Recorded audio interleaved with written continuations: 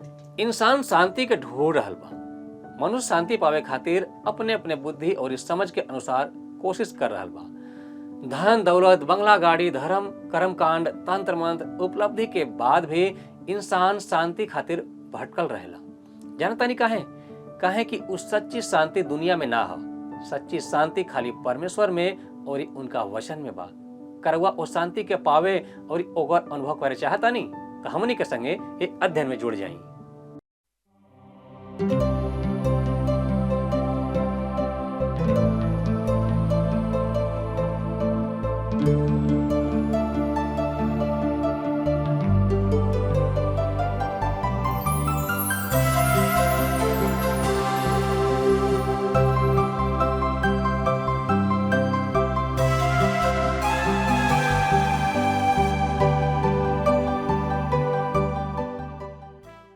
प्रिय भाई बहन लोग, नमस्कार। एक घड़ी रउआ जिंदगी के राह कार्यक्रम देख रहल बानी। हमारा सभे के एक कार्यक्रम में स्वागत करत बानी। आज इंसान के जीवन कई तरह के समस्या से घिरल बा।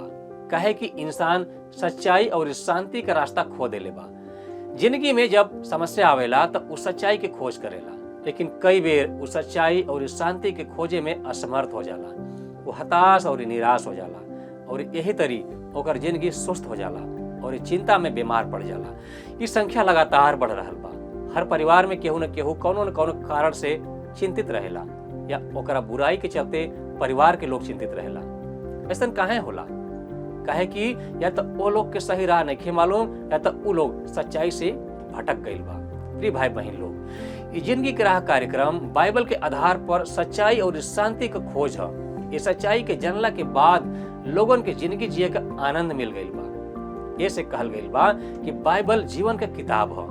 एक कार्यक्रम में हमनी बाइबल के हर एगो किताब और अध्याय के विस्तार से अध्ययन कर रहल बानी जा। काहे कि परमेश्वर बाइबल के माध्यम से मनुष्य के बीच अपन वचन के प्रकट कैले बाड़न। अगर हमनी ये सच्चाई के जान जाइब जा तो हमनी अपना जिंदगी आनंदमय रूप से जी सकीला जा। परमेश्वर चाहता न कि हर एगो व्यक्ति यह रहस्य के जानो।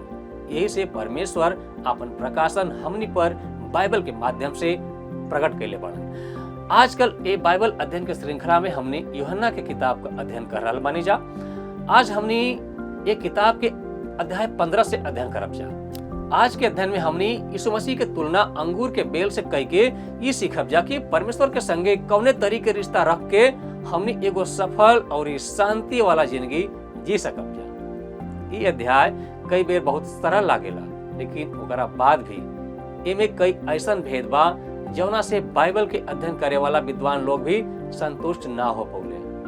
प्रिय भाई बहन, हमने आज के ये अध्ययन के माध्यम से वही सब बात के जाने का कोशिश करब जा। हमने के भरोसा बा कि वो सब बात के समझ के राउर लोग के बड़ा आनंद आई। तो आई हमने आज के अध्ययन के आगे बढ़ावल जाओ, लेकिन ओकरा से पहले हमने के सुंदर भजन के माध्यम से अपन मन के तैयार करें जा। विस्तार से आगे बढ़े से पहले मन के तैयार करे बदे सुनी एगो आत्मिक सुंदर गीत।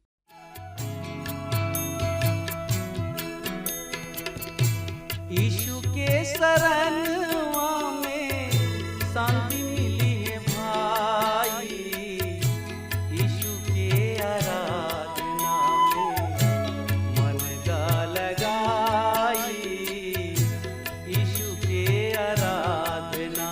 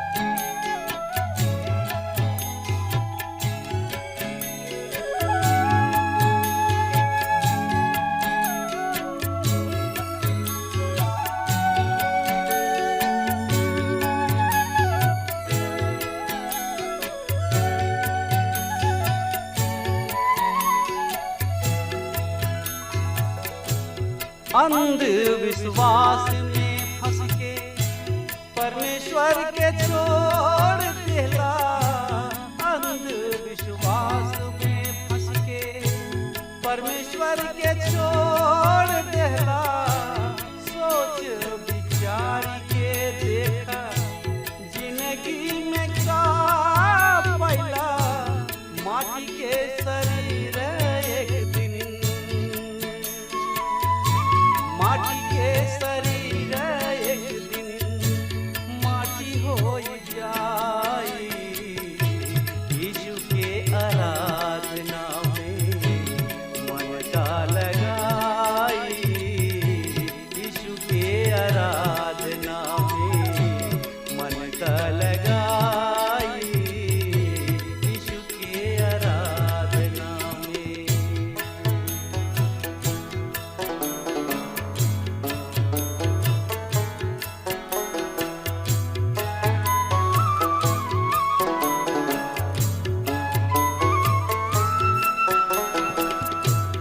देवे के परी एक दिन जिंदगी के लेखा। देवे के परी, देवे के परी, देवे के परी एक दिन जिंदगी के लेखा। पापो अधर्म के आपन कर्मवा के देखा। पापो अधर्म के आपन कर्मवा के देखा। बाप पूत हित नाथ, बाप पूत हित नाथ केहू ना बचाई। यीशु के शरणवा में शांति मिली है भाई। यीशु के आराधना में मन का लगाई। यीशु के आराधना में।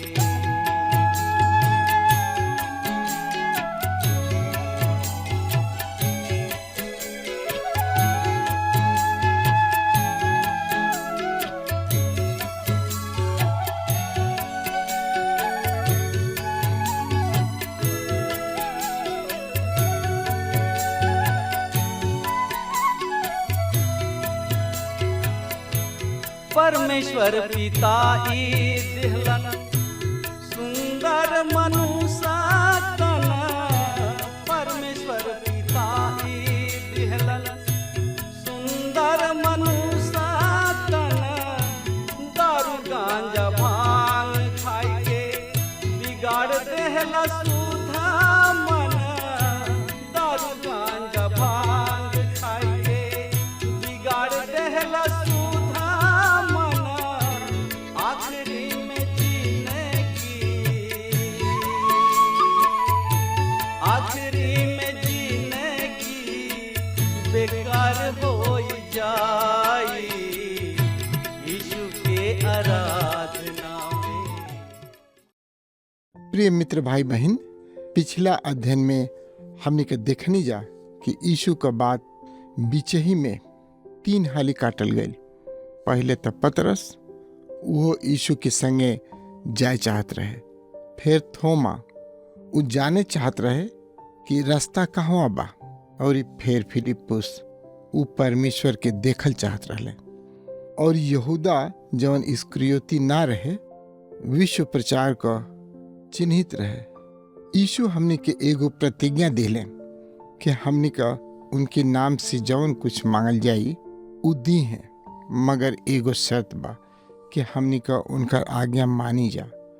और ये आज्ञा मानल प्रेम का प्रमाण है। प्रेम करे वाला के दर्शन देवे का प्रतिज्ञा भी यीशु कैले, जौन की वास्तव में पवित्र आत्मा कहले कि चेला लोग आनंद करस कि उ जातने, नहीं तो पवित्र आत्मा ना आई, कि उनकी द्वारा यीशु हमने के भीतर वास करस। अध्याय 15 में यीशु कहतने कि साच दाखलता उहे हमें और विश्वासी डहंगी हमें, जवन उमे रह के ही फरेलें। तो चलें हमने का अपने आज के अध्ययन में आगे बढ़ी जा। अध्याय 14 के अंतिम में यीशु कहतने, उठ यहाँ से चली जा। माने ऊ ऊपरी कमरा में ना रहले। अध्याय 17 में उनका प्रार्थना बा जवन ऊ गतसमनी में घुसत घरी करतने। ऐसे अध्याय 15 और अध्याय 16 जैतून पहाड़ की रास्ता का दृश्य है।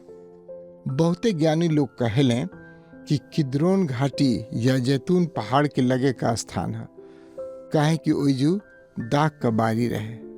अंग्रेज टीकाकारण की अनुसार यीशु व्यवस्था का पालन करत मंदिर के लगे से जात रहले।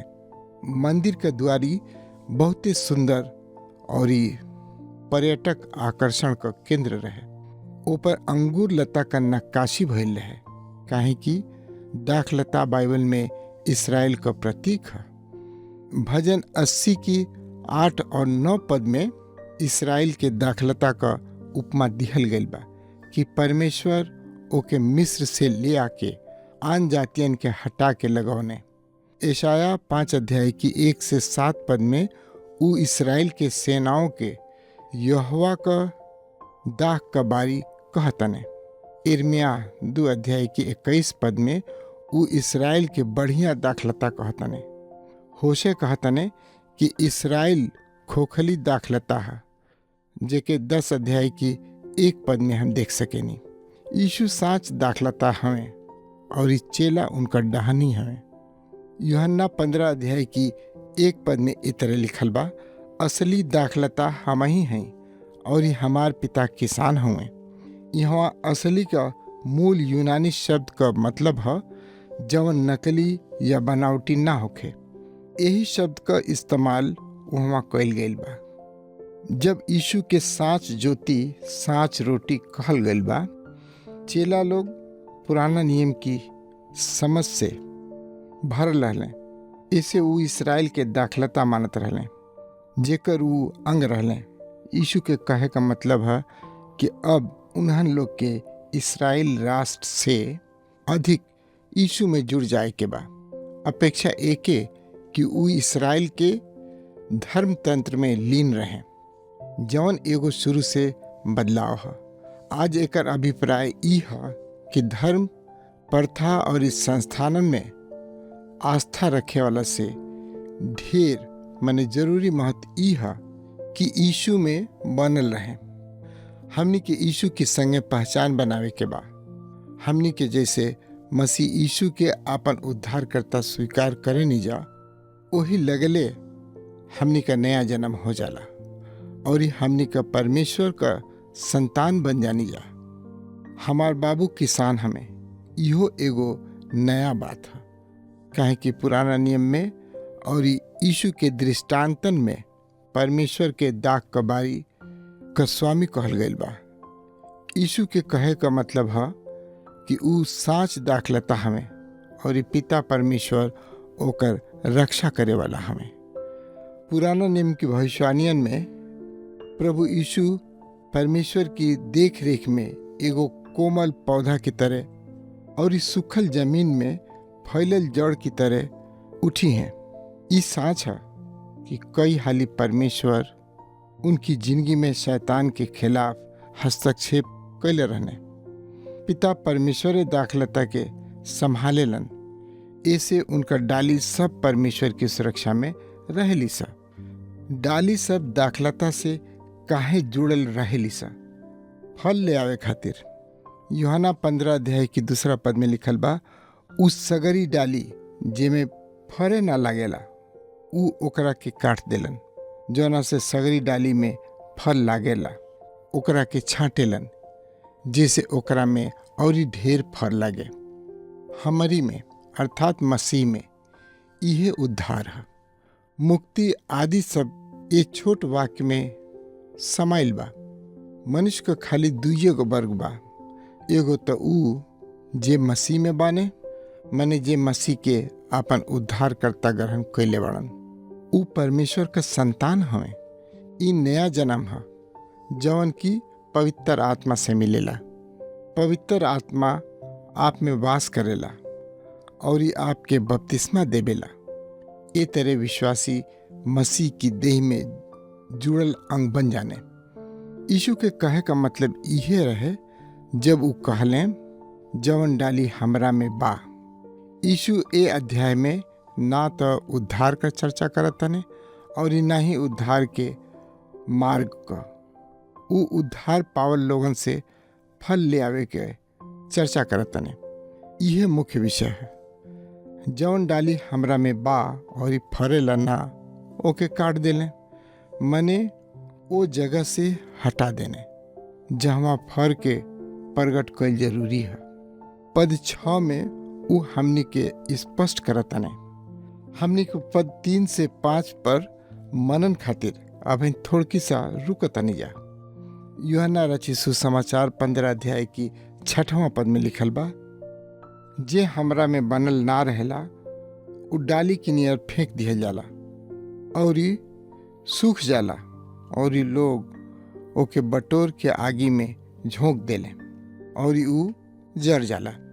ए पद से आपके मन में नरक का विचार ना आवे। नहीं, यहाँ यीशु उद्धार पावल लोगन के द्वारा फल ले आवे का चर्चा करतने। ई फल का है? हमारी विचार में यीशु के कहे का मतलब मनुष्य के मसीह में ले आयल ना, जैसन कि बहुत लोग सोचेले। यहाँ फल से मतलब है आत्मा का फल, प्रेम, आनंद, शांति, धीरज, कृपा, भलाई, विश्वास, नम्रता और संयम है। विश्वासी की जिंदगी का फल इहे है। असर करे वाला प्रार्थना, सदाकालीन फल और व्यापक आनंद है। यूहन्ना रचित सुसमाचार 15 अध्याय की 7वां पद में लिखल बा, यदि तुहन लोग हमरा में बनल रह बजा और हमार बात तुहन लोग में बनल रही तो जवन कुछ मंगबा उ तुहन लोग खातिर हो जाई।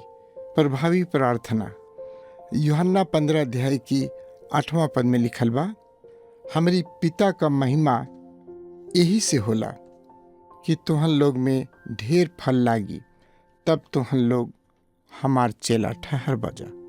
सदाकालीन फल यूहन्ना रचित सुसमाचार 15 अध्याय की 11 पद में लिखल बा, ई बात हम तुहन लोग से ऐसे कहतनी कि हमार खुशी तुहन लोग में बनल रहे और तुहन लोग के खुशी खुशी खुशी पूरा हो सके।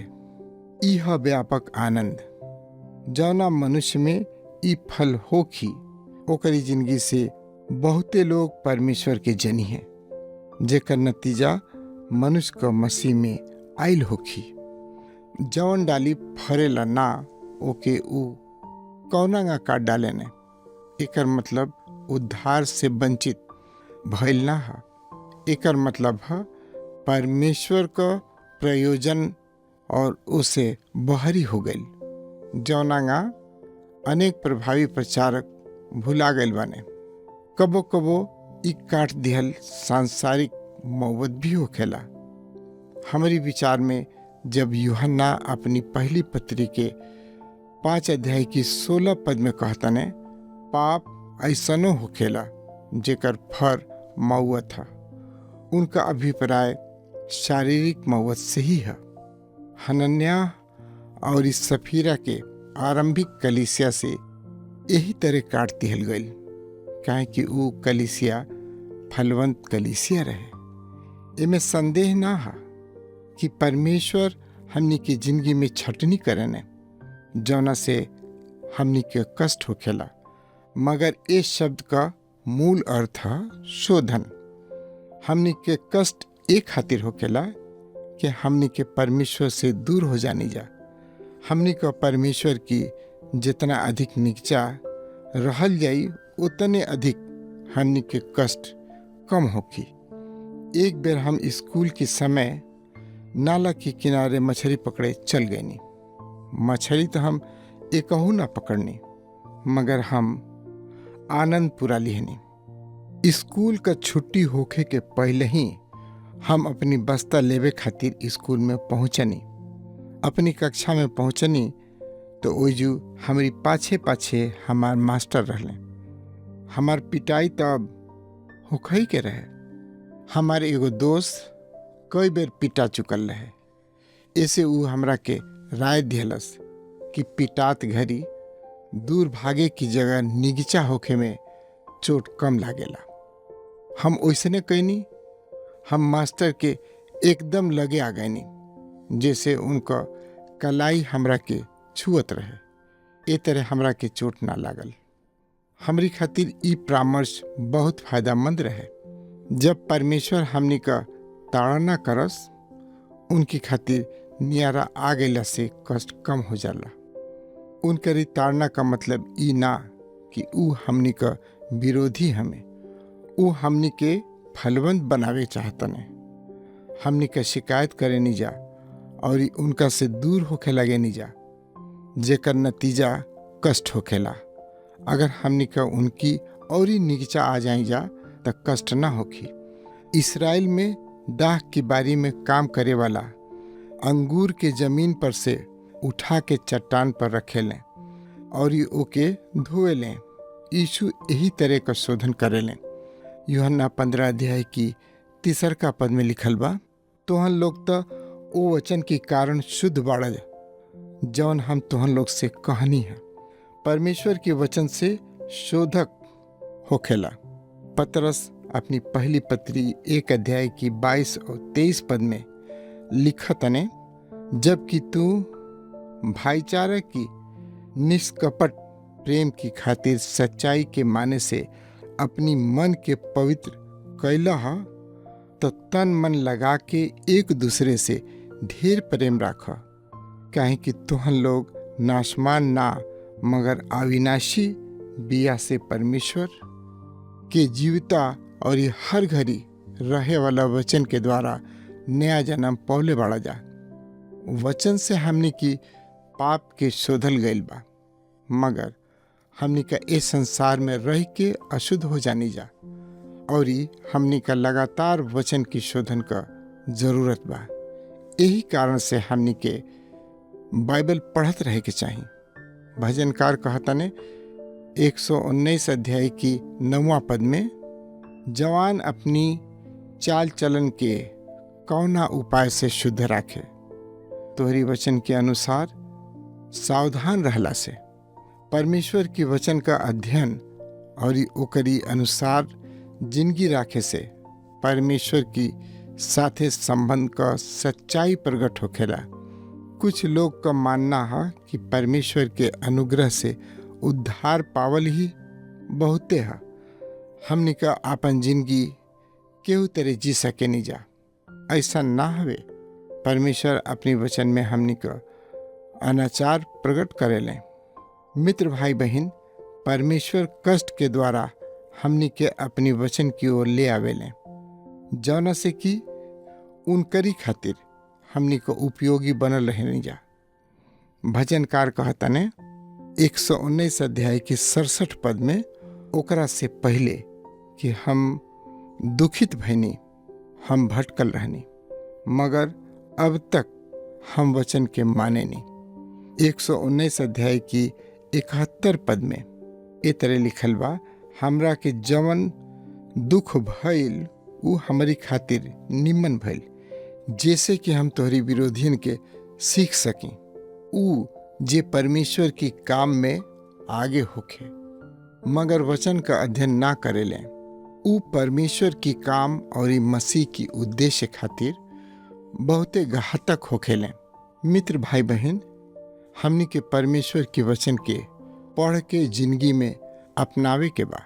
आज के अध्ययन का समय अब यही जो समाप्त होता। अगला अध्ययन में हमनी का मसीह में बनल रहे के बारे में चर्चा कइल जाई। प्रिय भाई बहन लोग, चाहे रउआ केहू भी होखी, रउआ में से बहुत लोग ई विश्वास करेला कि परमेश्वर रउआ के जिंदगी देले बाड़े। बाइबल हमनी के एक ज्ञान से तनी आगे बढ़ के बतावेले कि परमेश्वर इंसान के अपने स्वरूप में बनोले बाड़े और जिंदगी के सांस आदमी के नाक में फूंक दिले। यही से हमनी दुनिया के बाकी सब जीव जानवर से अलग बानी जा। यदि हमनी ये बात के समझ के ओकरा हिसाब से जिंदगी जिए में आगे बढ़ब जा, तब परमेश्वर हमनी सबके फलवंत बना दी हैं। जे लोग ये सच्चाई के जानत बा और परमेश्वर के आज्ञा ना मान के मनमानी जीवन जिएला, और बढ़िया फल ना देला, ओकरा बारे में परमेश्वर का वचन कहत बा कि उ लोग के काट दिहल जाई। यानी कि परमेश्वर पर विश्वास करे वाला लोग से उम्मीद करेलन कि उ लोग फल ले आ सके। फल कहाँ से आवेला? फल आज्ञाकारिता से मिलेला, और ई आज्ञाकारिता परमेश्वर के वचन के पढ़ला और ई अध्ययन से मिलेला। और ई आज्ञाकारिता हमने सबके पाप से उद्धार और मुक्ति की ओर ले जाला। परमेश्वर का वचन का अध्ययन कई ई साबित करेला कि हमने सच्चा बेल से जुड़ल बानी जा। परमेश्वर के वचन से दूरी अनाज्ञाकारिता के प्रकट करेला। यह अनाज्ञाकारिता हमने खातिर एक दिन दुख, मुसीबत, अशांति पैदा करेला। परमेश्वर अपने सबसे महान रचना इंसान से प्यार करेलन, और यही से उ चाहता ने कि हमने वचन के माध्यम से उनकर आज्ञा का अध्ययन करके उनका प्रति अपन प्रेम दिखाई जा, तब वो हमने के फलदायी बनी है। तो प्रिय भाई बहन लोग, आई हमने मिल के प्रभु के साथ आगे बढ़े की कोशिश करें जा, ताकि हमने फलदायी हो सकें जा। आज के कार्यक्रम कैसन लागल कृपा करके हमने के फोन करके जरूर बताई। हमार फोन नंबर रउआ के टीवी स्क्रीन पर आ रहल बा। रउआ लोग तो कौन अगर सवाल होखे, अगर ओकर जवाब जाने चाहत हो कब जा, चाहे प्रार्थना करावे चाहत हो कब जा, तो हमने के जरूर फोन करी। हम रउआ खातिर हरदम तैयार बानी।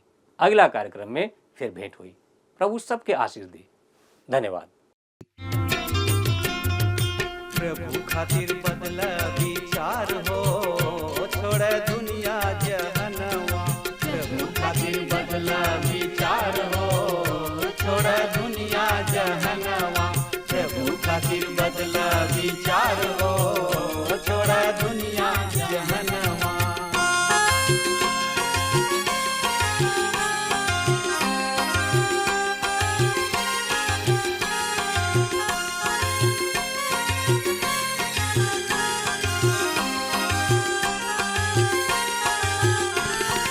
मनवा बदल बात बड़ा सुख पैबा। मनवा बदल बात बड़ा सुख पैबा। नाही त पीछे तू नरका में जइबा। नाही त पीछे तू नरका में जइबा। नाही त पीछे तू नरका में जइबा। स्वर्ग के खुलल बा दरबार हो, छोड़ दुनिया जहनवा। स्वर्ग में खुलल बा दरबार हो, छोड़ दुनिया जहनवा। प्रभु खातिर बदला विचार हो, छोड़ दुनिया जहनवा।